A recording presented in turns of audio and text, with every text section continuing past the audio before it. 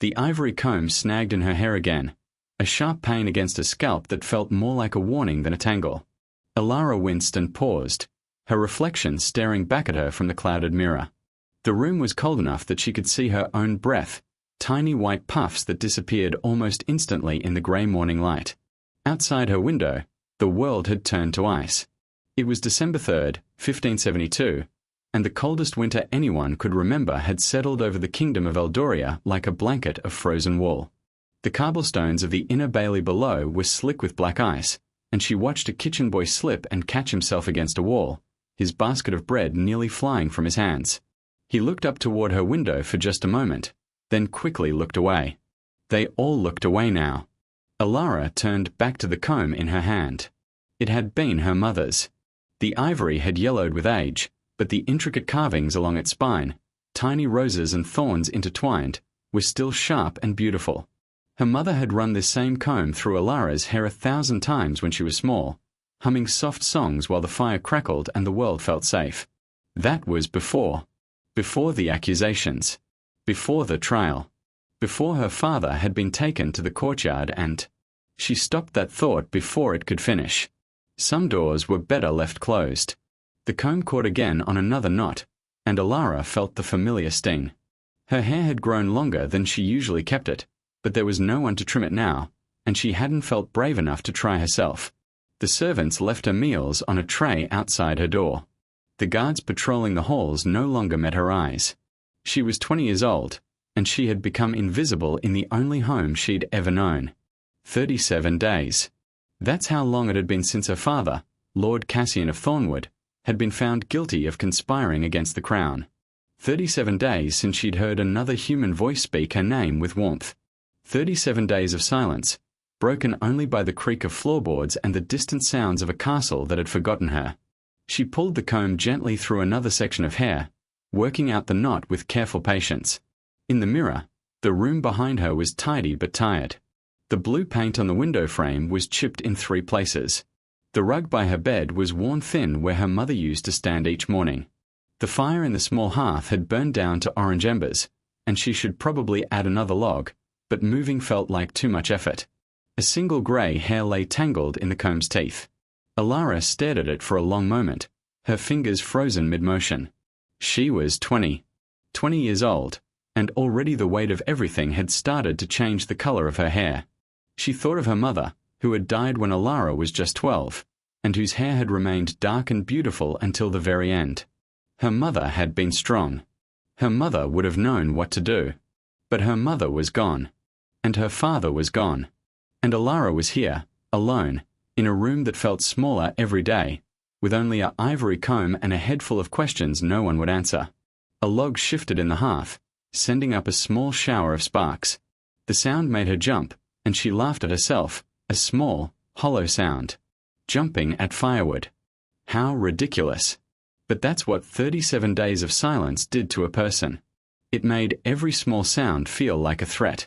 She looked back at the comb, at the grey hair, at the roses and thorns carved into the ivory. Her mother had received this comb as a wedding gift from someone. She'd never said who. Elara had always assumed it was from her father, but now she wondered. There were so many things she'd never thought to ask. So many stories she'd never thought to listen to. A bird landed on her windowsill, a small brown thing puffed against the cold. It tilted its head and seemed to look at her through the frost-covered glass. Elara smiled, the first real smile in weeks. "Hello, little one," she whispered. The bird hopped once, twice, then flew away, disappearing into the grey December sky. Even the birds couldn't stay with her. She turned back to her reflection and lifted the comb again. Her hair was almost done now. Just a few more strokes and she would. The pounding came without warning. 3 heavy blows against her wooden door, each one landing like a hammer against stone. The sound was so sudden, so violent, that the comb jumped from Elara's fingers and clattered to the floor, skidding under the edge of her bed. Her heart slammed against her ribs. Her hands went cold. For a moment, there was silence. Elara stared at the door, unable to move, unable to breathe. Maybe if she didn't move, they would go away. Maybe if she stayed perfectly still, invisible as she'd been for 37 days, They would forget she existed. Another pound. Harder this time. The wood groaned. By order of the king. The voice was muffled but unmistakable. A man's voice, deep and official, with no kindness in it. Open this door. Elara's legs carried her forward before her mind could catch up.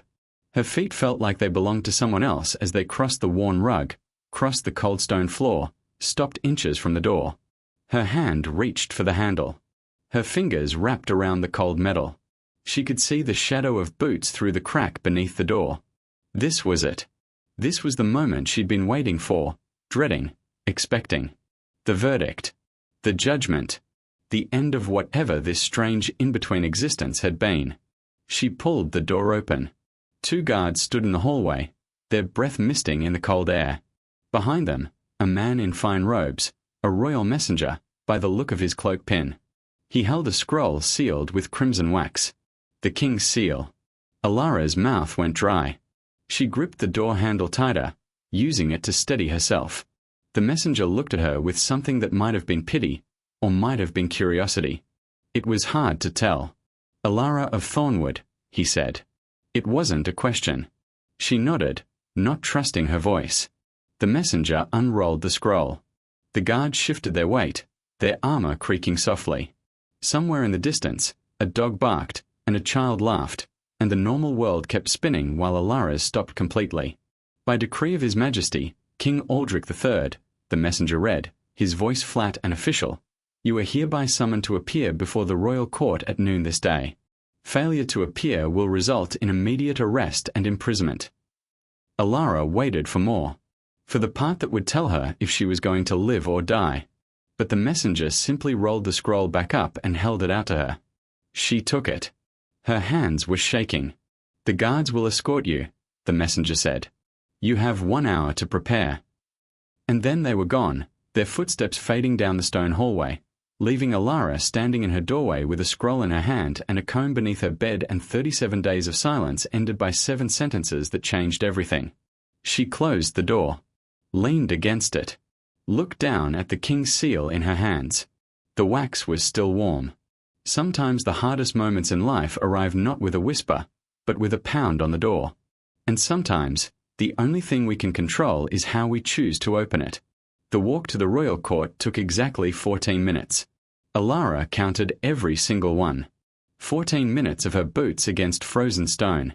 14 minutes of guards walking behind her, their footsteps heavy and final. 14 minutes of her heart beating so hard she could feel it in her throat, her wrists, her temples. The castle hallways looked different now. The tapestries she'd walked past her whole life, scenes of battles and victories, kings and queens, seemed to loom larger, their colours brighter, their threads more menacing. A tapestry of the current king's father showed him standing over a fallen enemy, and Elara had to look away. The man in that tapestry had been dead for 40 years. His son was the one waiting for her now. They passed the great clock in the east corridor. Its bronze hands showed 11:30. 30 minutes until noon. 30 minutes until she would stand before the man who had ordered her father's death. Her stomach lurched. Not like nervousness, like sickness. Like she'd swallowed something sharp and wrong. She pressed a hand to her middle and kept walking. The guards stopped at a heavy oak door. Not the main entrance to the throne room, but a smaller side door. Service entrance, her mind supplied. Of course. Traders' daughters don't get to use the main doors. One of the guards pushed it open, and warm air rushed out, carrying the smell of beeswax candles and something else, something metallic and sharp. Fear, maybe. Or just the smell of too many people in one space. Wait here, the guard said. Elara waited. The room was small, clearly used by servants preparing for court events. Shelves lined the walls, stacked with extra candles, folded linens, silver polishing cloths. A small window high on the wall showed a sliver of grey December sky. She stood in the centre of the room, clutching the scroll with the king's seal, and tried to remember how to breathe. 20 minutes passed. Or maybe it was only 5. Time had stopped making sense. The door opened again. A woman entered, tall, severe, dressed in the dark blue of the royal household. She carried a folded bundle over one arm. Remove your dress, the woman said. Not a request. Not even an order delivered with cruelty. Just a statement of fact, like the sun rises in the east or winter is cold. Elara blinked. I'm sorry. The woman's expression didn't change. You cannot appear before the king in that. Remove your dress. Elara looked down at herself. She wore a simple wool dress, dark grey, warm enough for the cold but plain as plain could be. It was the only nice dress she still owned. The others had been taken. She didn't know by whom or for what purpose. Just gone, like everything else. Her hands moved before her mind caught up. They found the ties at her back, fumbled with the knots. The woman watched without helping, without speaking. The wool slipped from Elara's shoulders and pulled at her feet. She stood in her thin underdress, arms wrapped around herself, suddenly aware of how cold the room actually was. The woman unfolded the bundle. Inside was a dress the color of morning frost, pale silver grey, beautiful and terrible. It shimmered in the candlelight. It looked expensive. It looked like a costume. This is not my dress, Elara said. No, the woman agreed. It's not. She helped Elara into it anyway. The fabric was cold against her skin at first, then warmed quickly. It fit perfectly, which somehow made everything worse. They had measured her without her knowing. They had planned for this. 2 more women entered. One carried a small wooden box. The other carried a basin of steaming water and soft cloths. For the next 20 minutes, Elara stood like a doll while they washed her face, her hands, her neck. The water was so hot it left her skin pink and stinging. They scrubbed until she felt raw, until the dust and invisibility of 37 days had been washed away, leaving someone new underneath. The box contained jewelry. Simple things, a thin silver chain, small pearl earrings. They fastened them to her like they were decorating a cake, like she was an object being prepared for display. Look at me, the tall woman said. Elara looked. The woman studied her face the way a painter studies a canvas. Then she reached into the box one last time and produced an ivory comb. Elara's breath caught. It was her mother's comb. The one that had skidded under her bed just hours ago. Someone had found it. Someone had brought it here. The woman ran the comb through Elara's hair in long, smooth strokes. No snags. No tangles. The woman's face remained impassive, but her hands were gentle, and for one confusing moment, Elara wanted to thank her. Then it was done. Her hair fell in dark waves over the silver dress. She looked like a stranger. She looked like someone's idea of a trader's daughter, dressed up for judgment. It's time, the woman said. The throne room was bigger than Elara remembered. Or maybe she was just smaller now. Candles burned in iron stands along the walls, their flames dancing in the drafts from so many bodies packed into one space. Nobles and rich colors lined the sides, their eyes hungry, curious, cruel. They whispered behind gloved hands. They stared without shame. At the far end of the room, on a raised dais of black stone, sat the king. King Aldrich III was older than Elara remembered. His hair had gone completely white in the years since she'd last seen him at a distance, and deep lines carved his face from nose to jaw. He wore dark purple, the color of royalty and mourning both, and his eyes, small and sharp as chips of flint, were fixed on her. She walked. The guards had fallen away somewhere. She walked alone down the length of that room, her silver dress whispering against the stone, her mother's comb holding her hair in place, her heart beating so loud she was sure everyone could hear it. She stopped at the designated spot. A mark on the floor, worn smooth by countless others who had stood here before her. Waiting. Hoping. Fearing. The king spoke. His voice was not loud, but it carried to every corner of the room. Elara of Thornwood, you stand accused by blood of treason against this crown. Your father confessed his crimes and paid the price. The question before this court is simple. What is to be done with you? Elara said nothing. She couldn't. Her voice had left her entirely. The king nodded to someone on his right. A man stepped forward. Young, maybe 30, dressed in plain dark clothing that somehow looked more powerful than all the silks and velvets in a room. He moved like someone who had never learned to be anything but sure of himself. Prince Kael, the king said, second son of the crown, general of the northern armies. Prince Kael did not look at her. His eyes stayed fixed on a point somewhere above her head, on the wall behind her, on anything but her face. His own face was still as stone, cold as the winter outside, revealing absolutely nothing. The king leaned forward slightly. "You have been offered mercy, girl. The council has given you a choice. Perhaps you would like to hear it." Elara found her voice. It came out scratchy, barely above a whisper. "What choice?" "The axe," the king said simply, "or the altar." The room went absolutely silent. Even the candles seemed to stop flickering. "You will marry my son," the king continued. "You will go north to his keep. You will live out your days as wife to a prince of this realm, and in doing so, you will bind your traitor's blood to ours. Or you will refuse, and you will die before the sun sets. Choose."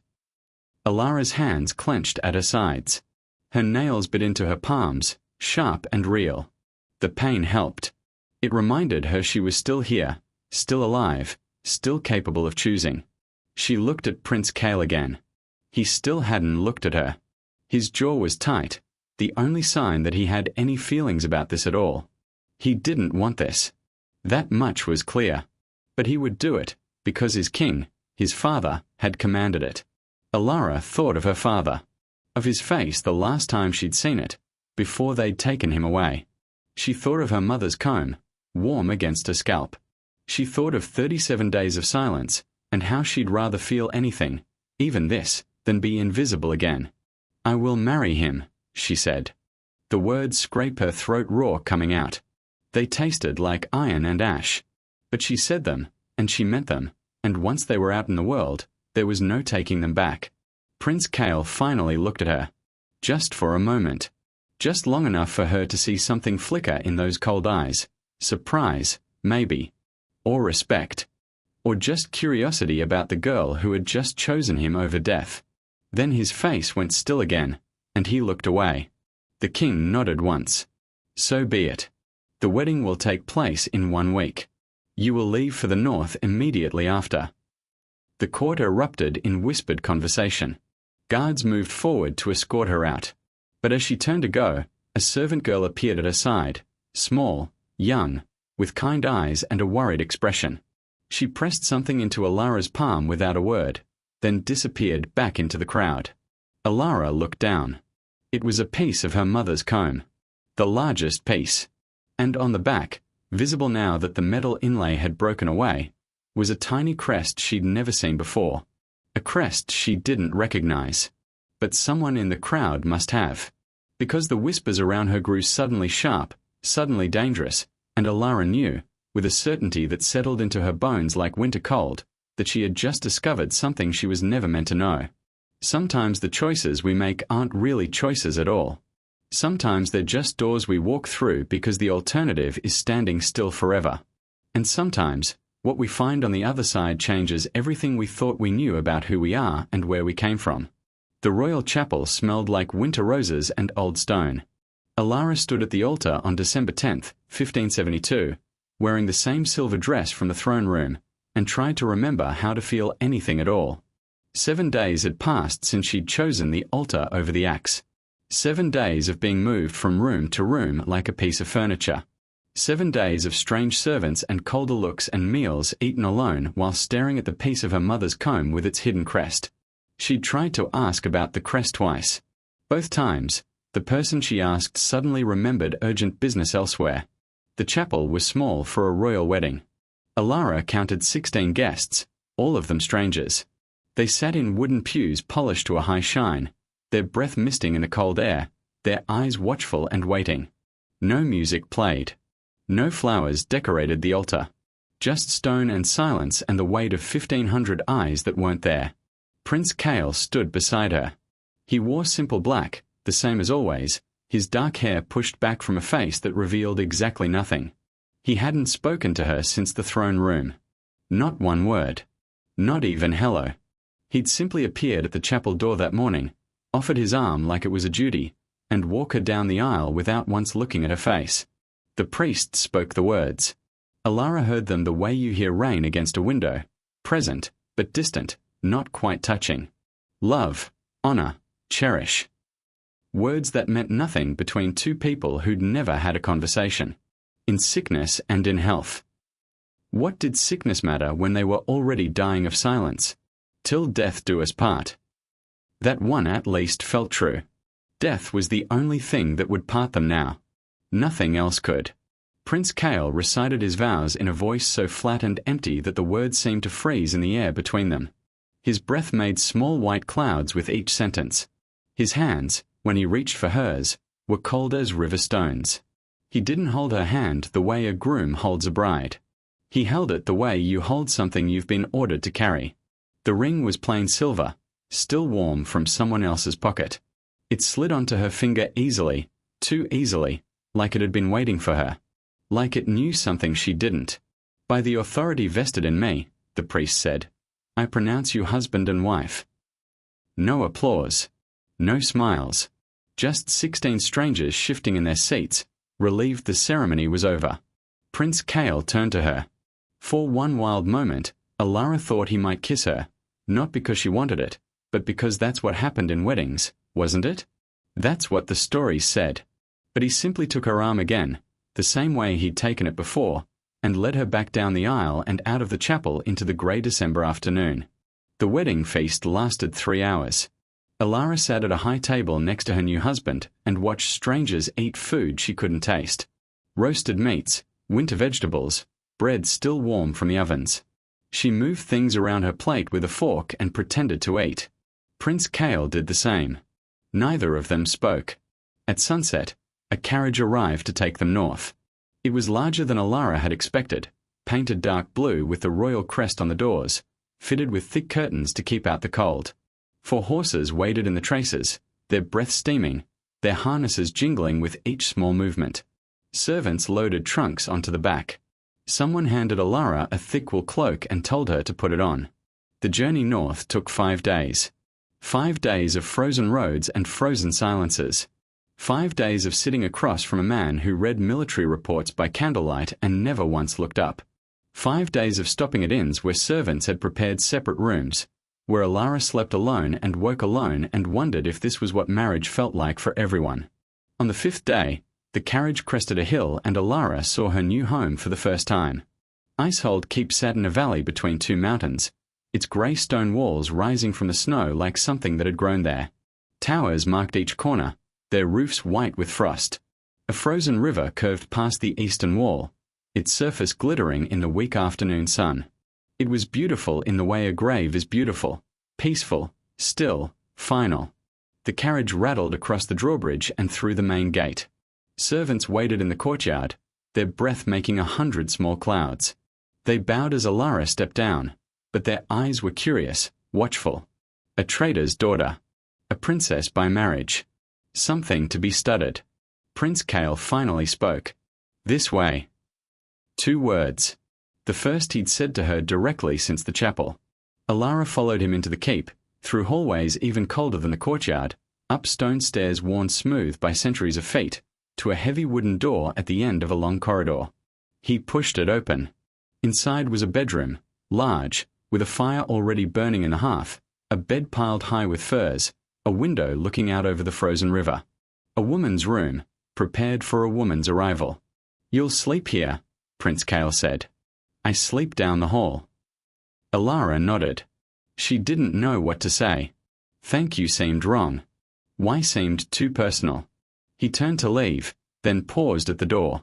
For just a moment, something flickered in those cold eyes. Something that might have been regret, or might have been exhaustion, or might have been nothing at all. The servants will bring you dinner, he said.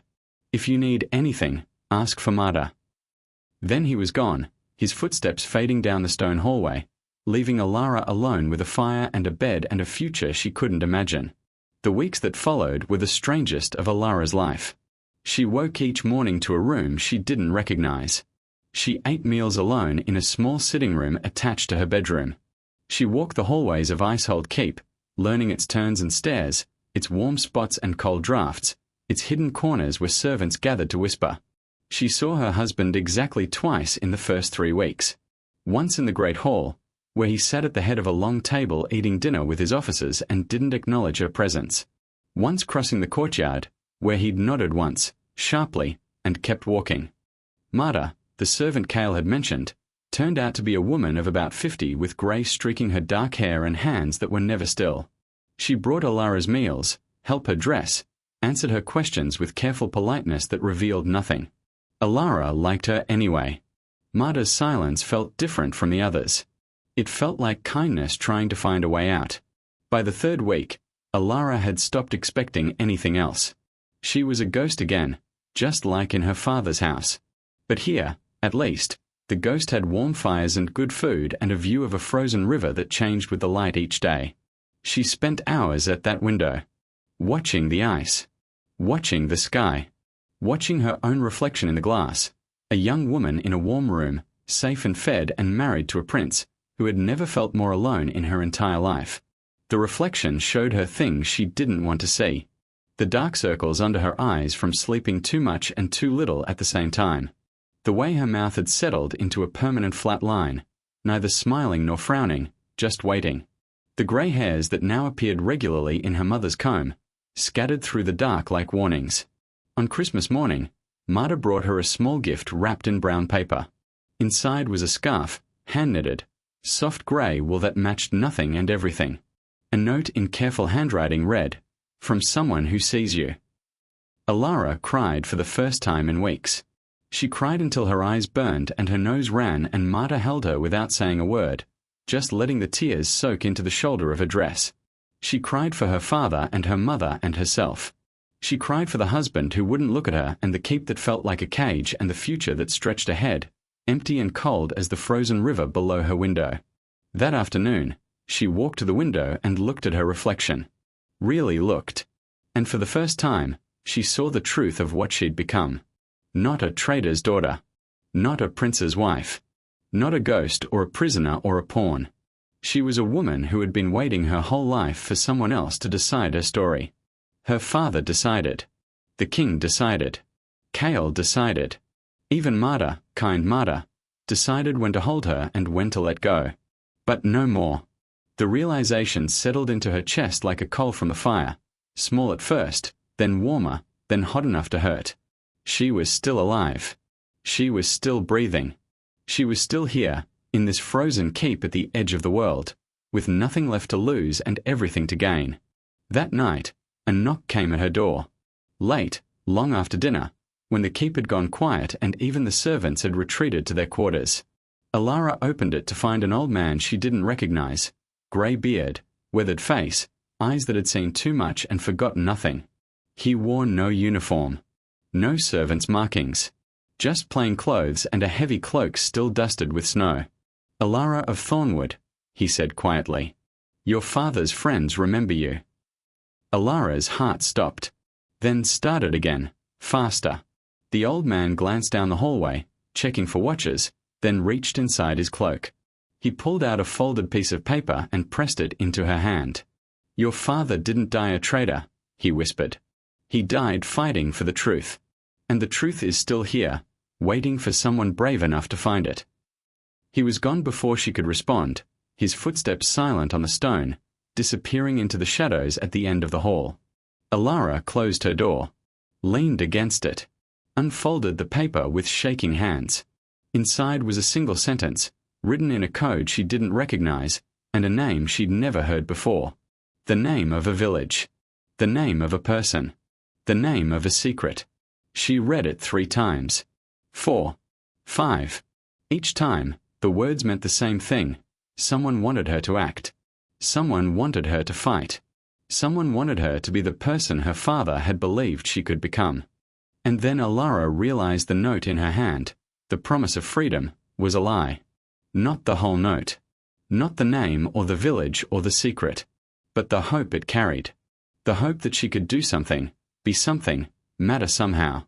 Because if her father's friends were real, if they truly existed, why had they waited until now? Why had they left her alone for 37 days in her father's house? Why had they let her marry a stranger and travel north and spend 3 weeks frozen in grief before reaching out? The answer came as cold and clear as the river outside her window. They hadn't been waiting. They'd been watching, testing, seeing if she was strong enough to survive before they trusted her with their secrets. And if they were watching, someone else might be watching too. The door to her room opened without a knock. Prince Kael stood in the doorway, his dark eyes fixed on the note in her hand. He must have followed the old man. He must have seen everything. Elara's fingers tightened on the paper. Her whole body went cold. But Prince Kael didn't move. Didn't speak. Just stood there, his face unreadable, his eyes moving from the note to her face and back again. Then he said 5 words that changed everything. "Don't," he said quietly. "It's what he wants." He. The king. Her new father-in-law. The man who had ordered her father's death and married her to a son who wouldn't look at her. Prince Kael knew. He knew about the note. He knew about the watchers. He knew about the trap that had been set. And instead of springing it, he was warning her. Elara looked at her husband, really looked, for the first time, and saw something she'd missed before. The coldness in his eyes wasn't cruelty. It was caution. The silence wasn't rejection. It was protection. He'd been watching her too. But not for the king. For himself. To see if she was someone he could trust. And somehow, without knowing it, she'd passed his test. Sometimes the loneliest places teach us the most important lessons. Sometimes the people who seem coldest are just waiting for a reason to thaw. And sometimes, the moment when everything falls apart is really the moment when everything finally starts to make sense. The words hung in the air between them like frost on a winter morning. Don't. It's what he wants. Prince Kael stood in the doorway, his hand still on the handle, his dark eyes fixed on Elara's face with an intensity she'd never seen before. Elara's fingers tightened around the note. Her heart pounded so hard she could feel it in her temples, her throat, the tips of her fingers. "You knew," she whispered. "You knew they would come." Kael stepped inside and closed the door behind him. The click of the latch sounded impossibly loud in the silence. He didn't move closer, didn't try to take the note, just stood with his back against the wooden door and let out a breath that seemed to carry years of weight. "I knew someone would," he said quietly. "My father has been waiting for this since the day we married. He placed you here like bait in a trap, and has been watching ever since to see who would take it." Elara's legs felt weak. She moved to the chair by the window and sat down hard, the note crumpling in her grip. Outside, the frozen river glittered in the moonlight, beautiful and indifferent to everything happening inside these stone walls. "How long?" she asked. "How long have you known?" Kael moved to the window and stood looking out at the same river, his back to her. "From the beginning. My father told me before the wedding. Marry the girl," he said. "Take her north. Wait. Someone will come for her, and when they do, you'll have them all." Elara felt sick. The room seemed to tilt around her. All those weeks of silence, of loneliness, of feeling like a ghost in an icy castle, and it had all been a performance. A trap. A game of chess with her as the pawn. But if Kael knew, if he was part of the trap, why was he here? Why was he warning her? As if reading her thoughts, Kael turned from the window. In the moonlight, his face looked different, softer somehow, or maybe just more human. The cold mask had cracked, and underneath was something that looked almost like pain. "I didn't sign up for this," he said. "When my father gave the order, I told myself it was just duty. A political marriage to a girl I didn't know. I could do that. I've done harder things." He paused, running a hand through his dark hair. "But then I watched you. Those first weeks. The way you walked these halls alone. The way you sat by that window for hours, just staring at the river. The way you thanked Marta every time she brought your meals, even though no one else does." Elara's eyes burned. She blinked rapidly, refusing to cry in front of him. "You were supposed to be angry," Kael continued. "Bitter. Scheming. That's what my father said you'd be. That's what I expected. But you weren't any of those things. You were just sad and lonely, and trying so hard to be brave that it hurt to watch." He moved closer, stopping a few feet from her chair. "I've spent 10 years serving my father's will. 10 years fighting his wars, following his orders, being his coldest son. And for what? To trap a girl who's done nothing wrong? to use her as bait to catch people who might just want what's right. Elara looked up at him. In the moonlight, his eyes weren't cold at all. They were tired. They were sad. They were human. "Why are you telling me this?" she whispered. Kael crouched down beside her chair, bringing himself to her level. "Because I don't want to be that person anymore. Because you deserve better. Because maybe, if we are very careful and very smart, we can find a way out of this that doesn't destroy either of us." The fire crackled in the hearth. Somewhere in the keep, a dog barked once and fell silent. Elara looked at the crumpled note in her hand, then at the man crouched beside her, her husband, a stranger, possibly the only ally she had.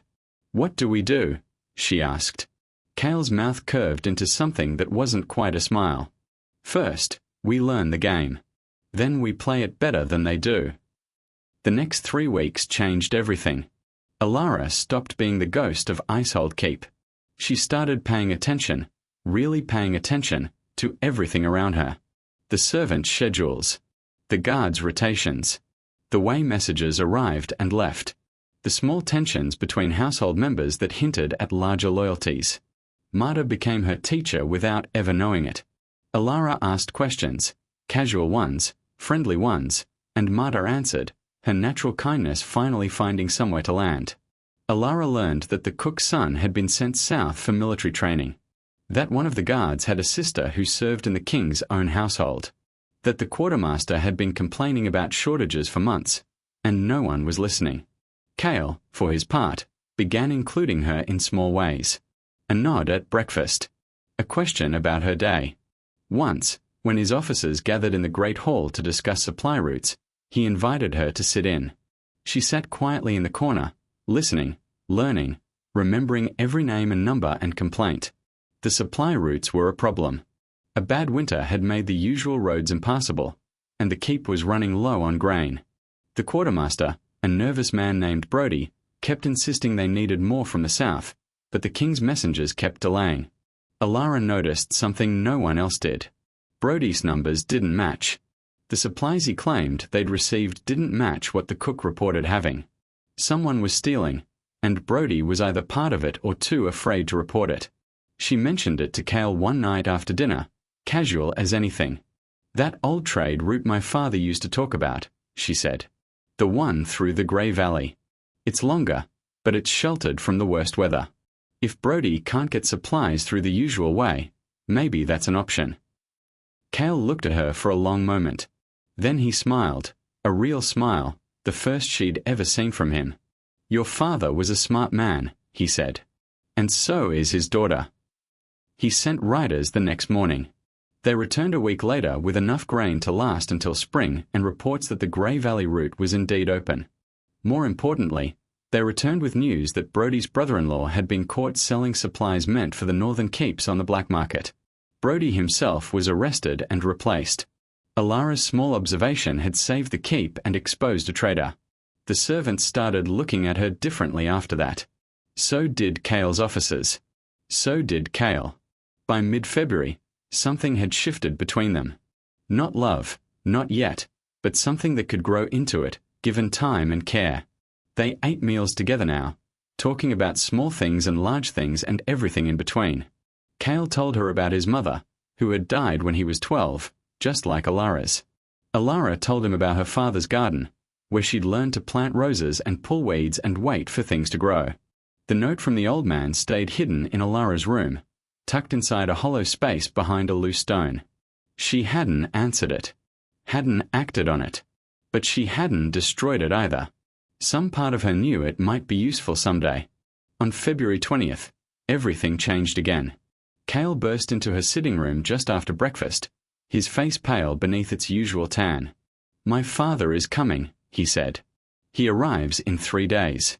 He wants to see for himself how his trap is working." Elara's blood ran cold. The king.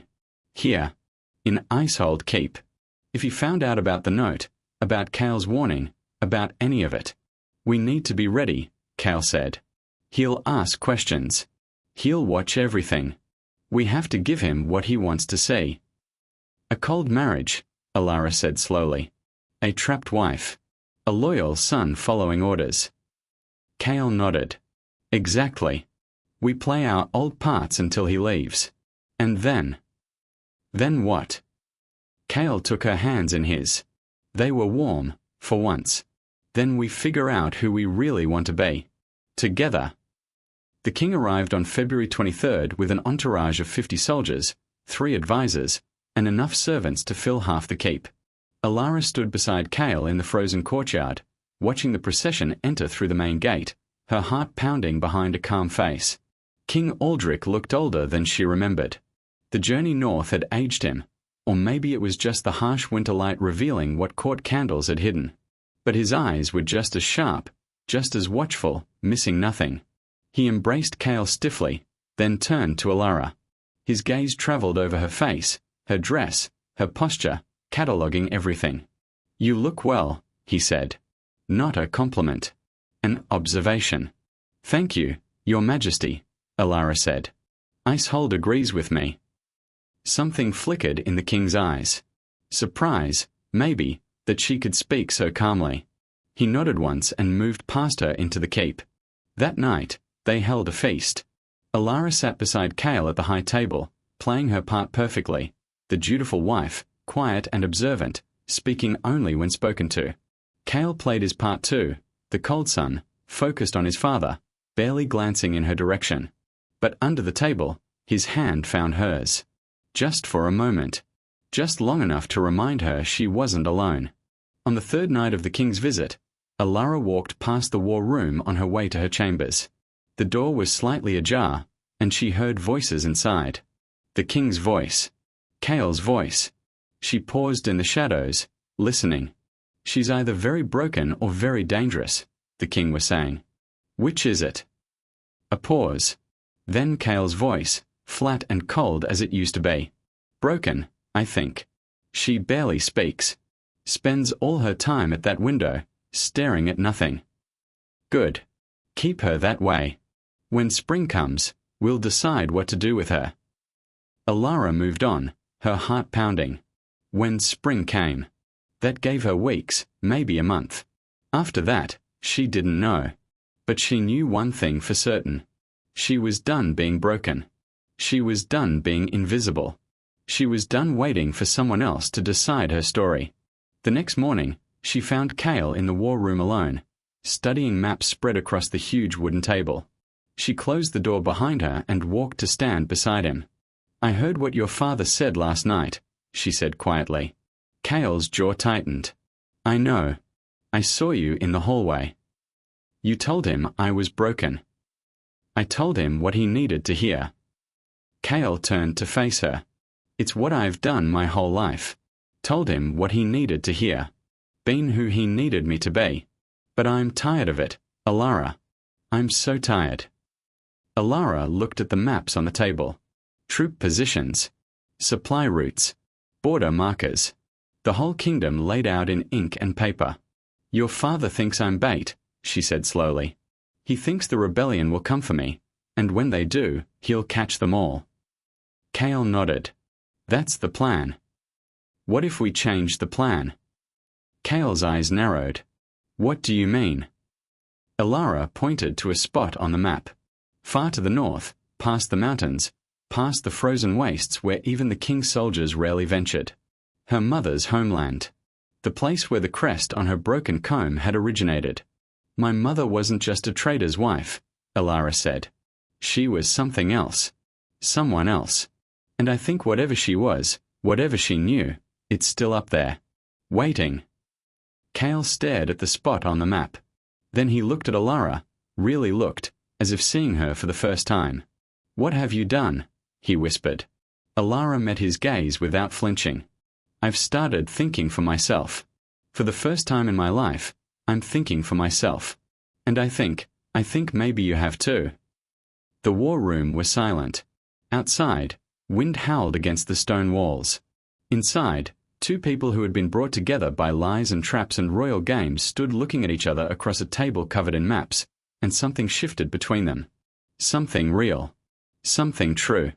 Something that might, with care and courage, become the foundation of a whole new story. Kael reached across the table and took her hand. "Then let's think together," he said. "And let's see where it takes us. Sometimes the people we are forced to be with become the people we choose to stay with. Sometimes the coldest hearts are just waiting for someone brave enough to warm them. And sometimes, the most dangerous thing you can do in a world full of traps and games is simply decide to be yourself.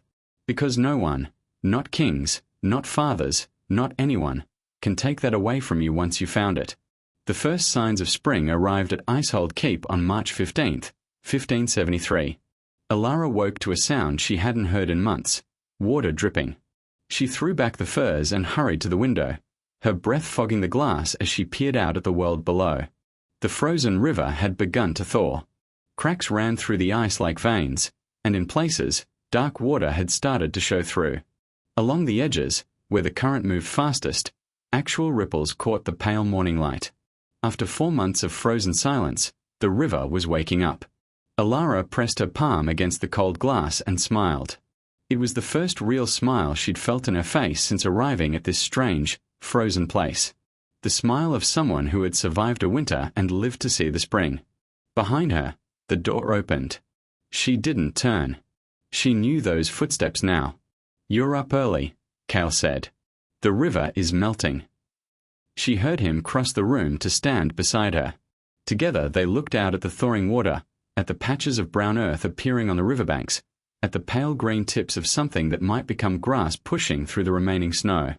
"Spring always feels like a miracle up here," Kael said quietly. "Every year, I think winter will never end. And every year, it does." Elara nodded. She understood that feeling better than she could explain. 3 weeks had passed since King Aldrich's visit. 3 weeks of playing their parts, of being the cold son and the broken wife whenever servants or guards were watching. 3 weeks of stolen moments in the war room, of whispered conversations after midnight, of slowly, carefully building something that felt more like trust than anything Elara had ever known. The king had returned south with his entourage, satisfied that his trap was working, that his cold son was still cold and his traitor's daughter was too broken to be dangerous. He had no idea that the 2 people he'd tried to use as pawns had become players in their own right. On March 20th, a rider arrived from the south. He carried a letter for Kael, sealed with the royal crest. Elara sat across from Kael in the war room while he read it, watching his face for clues. "He's summoning me south," Kael said finally. "There's trouble on the eastern border. He wants me to handle it." Alara's heart sank. How long? A month. Maybe 2. Kael set the letter down and met her eyes. "You'll stay here. It's safer." Safer for whom? Kael didn't answer. He didn't have to. They both knew the truth. Elara was still bait, still a pawn, still useful to the king only as long as she remained in place. If she left Icehold, if she went anywhere near the rebellion or her mother's past, everything would fall apart. "When do you leave?" she asked. "Tomorrow dawn." That night, Elara couldn't sleep. She sat by her window, watching the half-frozen river gleam in the moonlight, and thought about everything that had brought her here. Her father's death. Her mother's secret. The broken comb with its hidden crest. The note still hidden behind the loose stone in her wall. The husband who had become a friend, who had become something more, who was leaving at dawn. Around midnight, a soft knock came at her door. She opened it to find Kael standing there, a small bundle in his hands. "I couldn't sleep either," he said. She let him in. They sat together by the dying fire, not touching, not speaking, just sharing the silence. "I brought you something," Kael said finally. He held out the bundle. "Open it." Elara unwrapped the cloth carefully. Inside was her mother's ivory comb, but not as she remembered it. The broken pieces had been joined together with thin bands of gleaming silver, each band carefully shaped and polished until it looked like part of the design. The crack was still visible, a faint scar running through the ivory, but the comb was whole again. Usable. Beautiful. "How did you?" Elara's voice caught. "I found the pieces in your room weeks ago," Kael said quietly. "I know it was wrong to take them without asking, but I wanted to fix it. I wanted to give you back something your mother loved." Elara ran her fingers over the silver bands, over the visible scar, over the roses and thorns carved into the ivory. The comb felt different now. Not broken and sad, but mended and strong. Like something that had been through terrible things and survived anyway. "Thank you," she whispered. "Thank you doesn't seem like enough, but thank you." Kael reached out and took her hand. "When I come back," he said, "things will be different. I don't know how yet, but different." Elara nodded. She couldn't speak past the lump in her throat. He left at dawn. Elara watched from her window as his horse crossed the drawbridge and disappeared into the grey morning mist. The river below had thawed another inch overnight. Spring was coming, whether anyone was ready for it or not. The weeks that followed were the strangest of Elara's life. She was alone in the keep, not truly alone, with servants and guards and all the normal business of a working castle, but alone in the way that mattered. No Kael to share meals with. No late-night conversations. No warm hand finding hers under the table. She filled the days with purpose. She walked every corridor, learning every face, every name, every story. She visited the kitchens and talked with the cook about supplies. She sat with Mada in the evenings and listened to stories of Icehold's history. She studied the maps in the war room until she knew every road and river and mountain pass. And she thought about her mother. About the hidden crest on the broken comb. About the village name written on the note still hidden behind her wall. About the truth she'd been avoiding for months. On April 10th, she made a decision. She wrote a letter to Kael, not sending it, just writing it, putting down everything she was feeling and thinking and planning. She told him about her mother's past, about the village she needed to visit, about the truth she needed to find. She told him that whatever happened, she would be here when he returned. She told him that she loved him. The last part surprised her as she wrote it. But once it was on paper, she knew it was true. Somewhere in the frozen months of winter, somewhere in the war room conversations and the stolen moments and the shared silences, she had fallen in love with her cold prince. She folded the letter and tucked it into her drawer, next to the mended comb. On April 15th, a second rider arrived from the south. This one brought news that made Elara's blood run cold. Kael had been injured in a skirmish on the eastern border. Nothing life-threatening, the letter said. But he was recovering in a southern keep and would not be returning north until May. Elara read the letter 3 times, her hand shaking. Injured. Recovering. Not returning until May. She looked out the window at the river, now completely free of ice, rushing and alive in the spring sunshine. She looked at the mended comb on her dresser. She looked at the drawer where her unsent letter waited. And she made her choice. She found Mada in the kitchens, directing the preparation of the evening meal. "I need your help," Elara said quietly. "I need to go south. And I need you to come with me." Mada looked at her for a long moment. Then she nodded, once, and wiped her hands on her apron. "When do we leave?"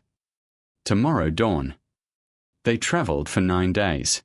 9 days of spring roads turning to mud, of inns with lumpy beds and suspicious innkeepers, of Mada's steady presence keeping Elara grounded when fear threatened to overwhelm her. 9 days of getting closer and closer to the southern keep where Kael lay recovering. On April 24th, they arrived. The keep was smaller than Icehold, older, built of golden stone that glowed in the afternoon sun. Elara left Mada at a nearby inn and walked alone to the main gate. She gave her name to the guard. She waited in a small reception room, her heart pounding, her hands clutching the mended comb in her pocket like a talisman. The door opened. Kael stood there, one arm in a sling, his face pale but his eyes alive with disbelief. "Elara," he breathed. "How?" She crossed the room in 4 steps and threw her arms around him. He winced slightly, his injured arm, but pulled her close with his good one and held on like he'd never let go. "I got your letter," he said into her hair. "It arrived 3 days ago. I've read it 100 times." Elara pulled back just enough to look at his face. Every word was true. Kael smiled, that real smile she'd learned to treasure. "I know. I've known for a while. I was just waiting for you to figure it out." They stayed in the southern keep for 2 weeks, while Kael's arm healed and spring turned fully to bloom around them. They walked in the gardens and talked about everything and nothing. They planned. They dreamed. They built a future together, one conversation at a time. And on a warm morning in early May, they rode north together, back to Icehold, back to their frozen keep in the thawing mountains, back to the life they were choosing for themselves. The river was running fast and clear when they arrived. Green covered the riverbanks. Birds sang in the trees that lined the courtyard. Everything had changed while they were gone, and everything was exactly the same. That first morning back, Elara woke early. She stood at her window, their window now, because Kael had moved his things into her room while she wasn't looking, and watched the water rush past below. In her hand, she held her mother's comb. She ran it through her hair in long, smooth strokes. No snags. No tangles. Just the gentle pull of ivory and silver through dark waves, morning light catching the thin bands where the cracks used to be. The comb wasn't broken anymore. Neither was she. Kael came up behind her and wrapped his arms around her waist. Together they stood at the window, watching the river, watching the light, watching their new life unfold. "What are you thinking?" he asked. Elara smiled. "I'm thinking about winter. How long it felt. How I didn't think it would ever end. But it did. It did." She turned in his arms to face him. "And now it's spring. And I'm exactly where I want to be." Kael kissed her forehead, her nose, her lips. "Took you long enough to figure that out." She laughed, a real laugh, bright and free in the morning light. "Took us both." Later that day, Elara retrieved the note from behind the loose stone in her wall. She read it one last time, the village name, the person's name, the secret she'd never pursued. Then she fed it to the fire in the great hall and watched it turn to ash. Some secrets didn't need to be chased. Some truths revealed themselves in their own time. Her mother's past would always be there, waiting if she ever wanted it. But for now, Elara had something more important. She had a present. She had a future. She had a husband who loved her and a home that had become hers and a life she'd chosen for herself. That evening, she and Kael walked along the river bank. The water rushed past, cold and clear, carrying the last remnants of winter snow down to the sea. New grass bent under their feet. New leaves unfolded on the trees. New life pushed up from the thawing ground. "You know what I love most about spring?" Elara said. Kael shook his head. "Everything gets a second chance. The trees. The flowers. The river." She squeezed his hand. "Us." Kael stopped walking and turned to face her. In the golden evening light, his eyes weren't cold at all. They were warm. They were home. "Us," he agreed. "Second chances and all." They walked on, hand in hand, as the sun set behind the mountains and the first stars appeared in the darkening sky. Behind them, Icehold Keep stood solid and strong against the fading light. Ahead of them, the river rushed toward an unknown future.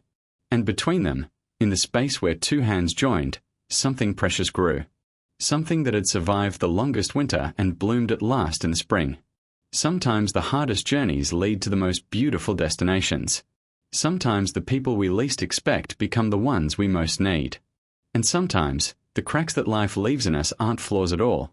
They're just proof that we've been broken and mended and made stronger than before.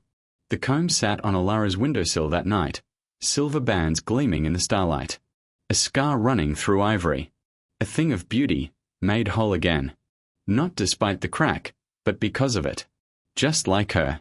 Just like them. Just like every second chance spring has ever brought.